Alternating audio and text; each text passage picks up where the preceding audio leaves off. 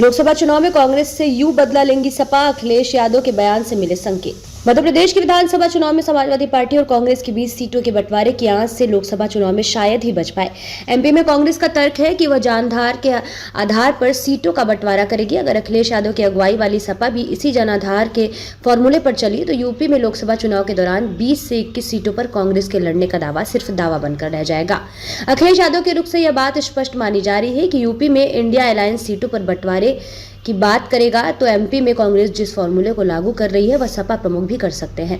अगर ऐसा हुआ तो कांग्रेस गठबंधन में रहते हुए सिर्फ 1-2 सीटों पर चुनाव लड़ पाएगी। अखिलेश ने दिया था ये बयान।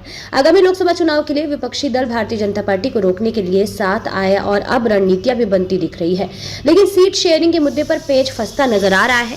राजनीतिक दल यह बात अच्छी तरह से जानते हैं कि साल 2024 के लोकसभा में बीजेपी को रोकने के लिए उत्तर प्रदेश की 80 सीटों की भूमिका अहम होगी। राज्य में सपा, राष्ट्रीय लोकदल और कांग्रेस इंडिया गठबंधन के तहत एक परचम तले है। विपक्ष की बैठकों में यह तय हुआ है कि सीट शेयरिंग पर सभी दल सकारात्मक रूप से वार्ता करेंगे। माना जा रहा है कि यूपी में सपा कांग्रेस की उचित सीटें देंगी। हालांकि एमपी में जो अब हुआ उसके बाद अखिलेश यादव ने एक बड़ा बयान दिया है। अखिलेश ने कहा, कांग्रेस ने हमारे साथ जैसा किया वैसा हम भी करेंगे, जिससे यह संकेत भी मिल रहे हैं कि अखिलेश यूपी में कांग्रेस से एमपी का बदला लेंगे।